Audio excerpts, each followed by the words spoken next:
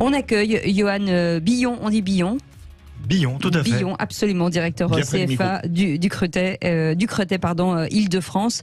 Un petit mot. Vous savez que vous avez un lien avec du Cretay. Vous savez pourquoi ? C'est l'homme qui a fait la première liaison radio de France entre la Tour Eiffel et le Panthéon. C'était en 1898. C'est vous qui animiez d'ailleurs, je crois. Absolument. J'avais 40 ans à l'époque.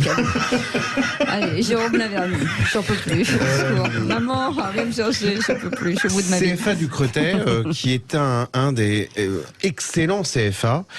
Excellent, il faut dire pourquoi. Alors moi, je me permets de prendre cette liberté. Elle est flatteuse, donc avec d'autant plus de liberté que c'est un CFA qui a cette capacité de pouvoir s'adapter, comme on va le voir du reste, à de nouveaux métiers, de mettre en place de nouvelles formations, sans les longueurs de qui on n'aura pas la disgrâce de nommer, mais pour le coup, en s'adaptant énormément, et ça c'est vraiment formidable, d'autant que chacune de ces formations ne sont pas là pour occuper les gens pour rien faire, mais s'inscrivent dans le cadre de contrat de travail. Donc c'est vraiment du concret, du droit à l'essentiel, et vraiment formidable établissement. Et c'est vrai qu'on a, on a ces crises, et puis la numérisation un peu partout a fait disparaître des métiers, d'autres métiers arrivent, forcément, dont on n'a pas encore connaissance, certains on les connaît, d'autres pas.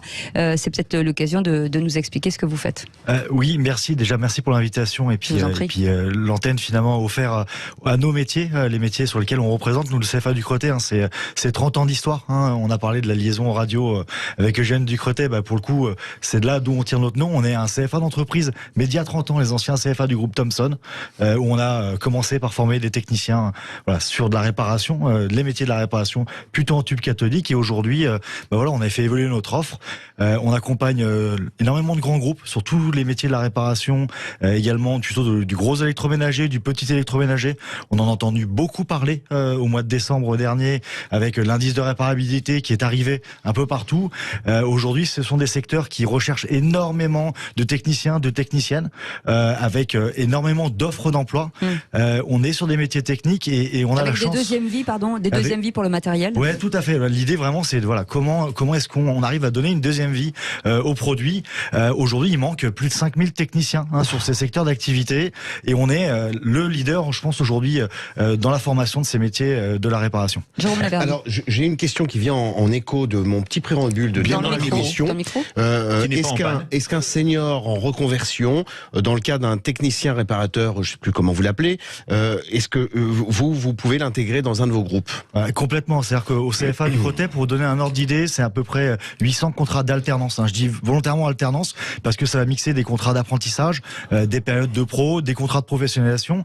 Et aujourd'hui, on a des personnes qui vont de 18 jusqu'à plus de 50 ans, qui reviennent dans nos métiers. Et je pense qu'il est jamais trop tard pour avoir un métier avec un intérêt. Je pense qu'aujourd'hui, et qui sera pérenne. Et qui sera pérenne pour le coup dans plusieurs années. Tout cela pour dire en écho de mon petit préambule que ce ne sont pas les CFA, ce ne sont pas les entreprises qui s'opposent à l'intégration de seniors en reconversion comme elles sont nécessaires pour certains d'entre eux, mais c'est qu'il n'y a aucune mesure, et qu'au lieu d'en envisager une aussi idiote qu'un index, on ferait bien d'étendre les aides pour les contrats d'alternance également aux plus de 29 ans, ce qui permettrait donc d'intégrer peut-être un peu plus de seniors, d'avoir beaucoup plus de candidats dans un certain nombre de vos classes. C'est vrai qu'aujourd'hui, c'est une problématique qu'on a. On a la force au CFA du Cretay, c'est que 90% des contrats signés chez nous, c'est nous qui avons l'employeur. C'est-à-dire les employeurs viennent à notre endroit, nous on les accompagne au recrutement des compétences. C'est Darty, Boulanger, etc. Darty, Boulanger, Conforama, mais également tous les artisans, tous les réseaux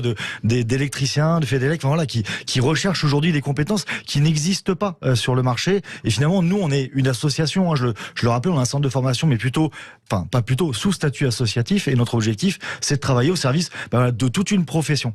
Et l'autre particularité, c'est que nous, on recherche finalement avant tout des personnes qui ont envie, pourquoi pas, d'avoir une reconversion, d'avoir un métier qui leur semble utile. Et aujourd'hui, les employeurs avec lesquels on travaille, vous l'avez dit, Jérôme, tout à l'heure, sincèrement, ils investissent dans des gens. C'est-à-dire que notre formation de technicien en électroménager ou de technicien réparateur conseil en atelier, ce sont des formations courtes. C'est-à-dire qu'elles vont durer 12 mois. C'est l'équivalent de CDD, de contrat court en alternance. Et aujourd'hui, tous les employeurs avec lesquels on travaille, ils ont pour une seule et unique ambition, c'est de former ces personnes pour les embaucher à la fin. Parce que même au bout d'un an, et de les garder le plus longtemps possible, parce que ils investissent forcément quand on va chez les clients, quand on va commencer à réparer une machine à laver, un lave-linge, un sèche-linge, on n'a pas toutes les compétences in fine, et c'est pour ça que cette formation est extrêmement importante. Sauf que, mauvaise nouvelle ou bonne, je ne sais pas, il se trouve que ce n'est pas vous qui recherchez ces titulaires du master de savoir-être, ou en tout cas ceux qui ne font pas la tronche. Non. Le problème, c'est qu'on a accueilli en première partie 2 autres entreprises qui, sur des fonctions non pas techniques mais commerciales, recherchent exactement les mêmes profils que vous, c'est-à-dire des gens qui ne font pas la tronche. Mais effectivement, alors après on est sur, sans remettre en cause toutes les activités que vous réalisez, mais c'est que nous, voilà, on est vraiment sur un métier qui reste technique. Je pense qu'à un moment donné, il y a des reconversions. Pour vous donner une idée, je l'ai dit tout à l'heure, de 18 à plus de 50 ans, je pense qu'il est jamais trop tard pour aller sur ces métiers-là. Ils sont pas extrêmement physiques, ils sont plutôt techniques. Nous, on cherche à former des gens qui vont réfléchir à la panne avant de porter les machines. Enfin, c'est vraiment ça c'est utile. C'est plutôt utile de réfléchir à comment est-ce qu'on va avoir la panne. Et aujourd'hui, on est vraiment sur de très très belles opportunités. La moyenne d'âge chez nous, elle va être quoi, 24, 25 ans. Juste, je précise avant de vous laisser le mot. Sincèrement, nous, on n'a pas de niveau d'études attendu. C'est-à-dire qu'il y a des gens qui n'auront même pas le bac, on va les former. J'ai les mêmes problématiques que mes prédécesseurs. On cherche des gens qui ont envie de travailler, qui ont envie de s'intégrer dans un projet professionnel, et nous, on va leur apporter la technique. Et justement, pardon, allez-y. Vous formez les gens, vous formez multi-secteur, c'est-à-dire ils peuvent réparer de l'écran plat et du lecteur DVD, de la machine à laver, ou alors vous êtes spécialisé réparation électroménager ou réparation, c'est 2 filières différentes. Non, électronique, voilà. En fait, si vous voulez, on a 2 gros diplômes sur ces métiers de la réparation. Un premier qui est le gros cœur d'activité, c'est finalement de la réparation gros électroménager. Ça a tout un secteur, ça va finalement du lave-linge jusqu'au réfrigérateur, en passant par les plaques de cuisson. Et on a un deuxième diplôme sur lequel on vient d'être certifié. Finalement, on est les seuls à pouvoir le déployer, qui est finalement un technicien plutôt sur les produits électriques et électroniques, qui vont aller finalement de la trottinette électrique, mobilité urbaine, jusque au four à micro-ondes, mais on passe aussi à toutes les machines. Je vais pas dire une marque, Nespresso pour le coup, c'est un peu un leader du marché. What else, exactement. Et si vous voulez, là, on est plutôt sur du technicien et technicienne en atelier. Un petit mot avec vous, Franck Dulac de Verisure. Forcément, beaucoup de technologies chez Verisure, et de plus en plus, ce qui vont se déployer, c'est pareil, des formations continues, j'imagine. On a le même modèle sur nos métiers de techniciens, les techniciens qui travaillent partout en France pour accompagner les clients qui ont des difficultés sur leur système, et qui vont effectivement mener ce type de réparation. Et de la même manière, on a effectivement des reconversions, cette philosophie que je vous ai partagée sur les postes de commerciaux, elle est valable pour tous les métiers en fait. Et on va l'appliquer. Je pense que c'est une des clés aujourd'hui si on veut réussir à recruter, si on veut effectivement continuer à se développer.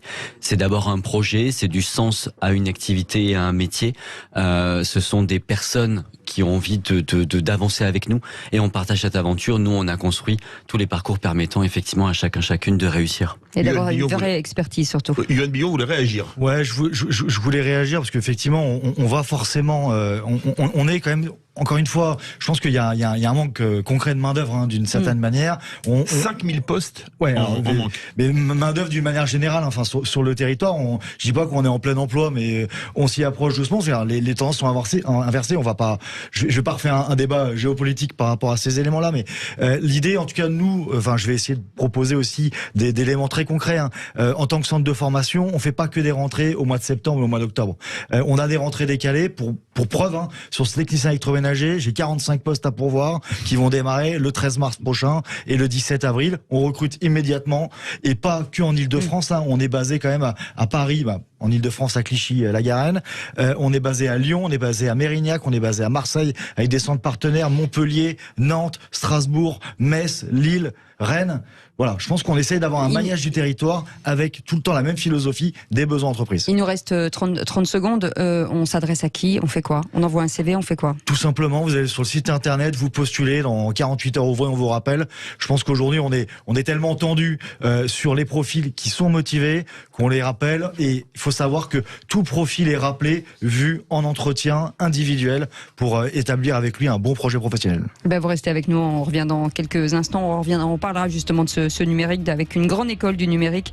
Et Samia Gozlan sera avec nous, la directrice générale. On va en parler. Vous restez avec nous, messieurs, parce que si jamais ça sonne au standard et qu'on peut vous envoyer du monde, ce sera un pari gagné. Vous restez les vraies voix jusqu'à 20h. Vous avez soupiré, Jérôme Laverny. On vous a entendu. Allez, à tout de suite.